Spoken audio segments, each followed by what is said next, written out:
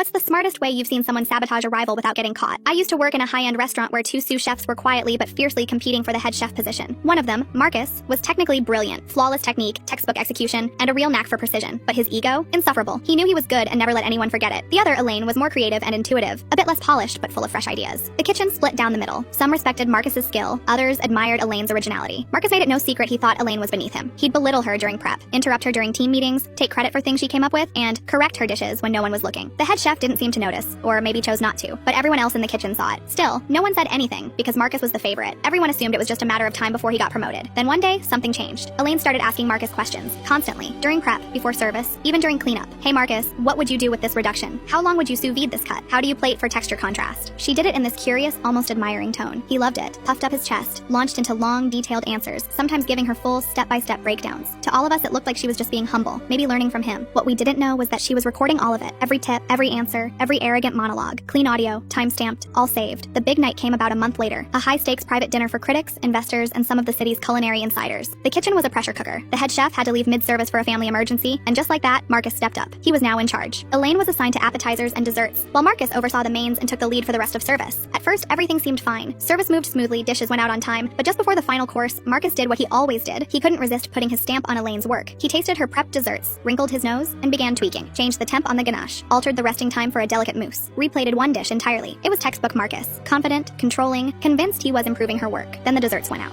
We watched from the kitchen as the servers delivered them and waited. You could feel the tension. The critics' faces said everything. Some looked confused, others politely pushed things around their plates. One actually frowned. In this world, that's a disaster. After cleanup, Elaine calmly walked over to the owner. She pulled out her phone and, without a word, played the recordings. One by one. Clip after clip of Marcus explaining the exact techniques, temperatures, and methods he'd used. Methods that just failed in front of critics and investors. The next day, Marcus was fired. No dramatic confrontation, no shouting. Just a quiet meeting in the office and then he was gone. Elaine didn't even gloat. She just came in, did her prep like always, and a week later was promoted to head chef. She never sabotaged him. She never altered his dishes, never threw him under the bus. She just asked questions, let him talk, and documented every moment while he unknowingly unraveled himself.